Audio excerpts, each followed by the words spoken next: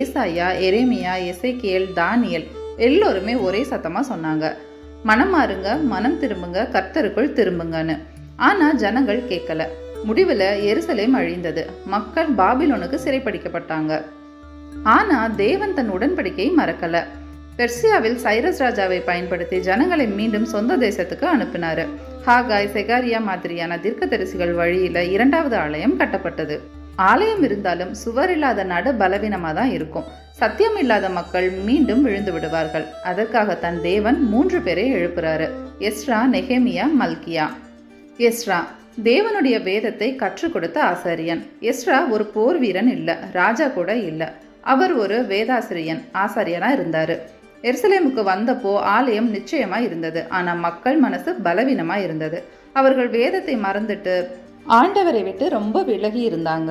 Ezra மக்கள் முன்னால தேவனுடைய வேதத்தை ஜெபத்தோடு படிக்க ஆரம்பிச்சாரு. மக்கள் கேட்டுக்கொண்டே அழுதாங்க. அவர்களுக்கு தெரிய வந்தது, நாம தேவனுடைய மக்கள், உடன்பாட்டை காப்பாற்றணும்னு. எஸ்ராவின் பணி கல்லால் சுவர் கட்டுறது இல்லை. அவர் மக்களின் இருதயத்தில் தேவனுடைய வார்த்தையை மீண்டும் எழுப்புறவர். நெகேமியா சுவர்களை கட்டிய தலைவன்.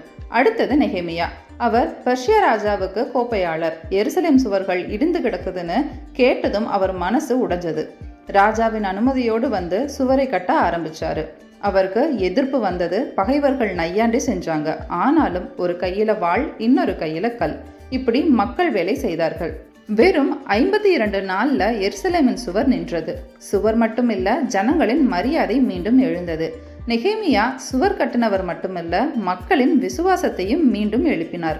மல்கியா மௌனத்திற்கு முன் வந்த கடைசி தீர்க்கதரிசி. எஸ்ரா வேதத்தை கற்றுத்தந்தார். நெகேமியா சுவரை கட்டினார். ஆனால் மக்கள் இன்னும் பல பாவங்களில் விழுந்திருந்தாங்க. அதுக்காக கடைசியாக தேவன் மல்கியா தீர்க்கதரிசியை அனுப்பினார். அவர் ஆசாரியர்கள் செய்த அசுத்த பள்ளிகள், மக்கள் தேவனுக்கு கொடுத்த தசமபாகம் கொள்ளை ஆகிய பாவங்களை கண்டித்தார். ஆனால் மல்கியா நம்பிக்கையோடும் சொன்னார், ஒரு தூதன் வருவாரு, வழியை ஆயத்தம் பண்ணுவாரு. அவர் சொன்னது யோவானை பற்றி. மேலும் நீதியின் சூரியன் உதிக்கும், அதாவது இயேசு கிறிஸ்து பற்றி தீர்க்க தரிசனம் சொன்னாரு. மல்கியாவின் வார்த்தைகள் 400 ஆண்டுகள் மௌனத்துக்கு முன்னால இறுதியாய் ஒளியாய் ஒலித்தது. அந்த மௌனத்தை உடைத்தது பெத்லஹேம்ல பிறந்த இயேசுவின் அழுகை.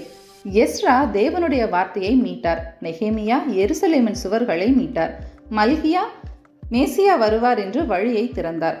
அவர்கள் மூவரும் சேர்ந்து நமக்கு நினைவூற்றுறது, தேவனுடைய வேலை கல்லாலான இடங்களுக்காக மட்டும் இல்லை, மனித இருதயங்களுக்காகவும் தான்.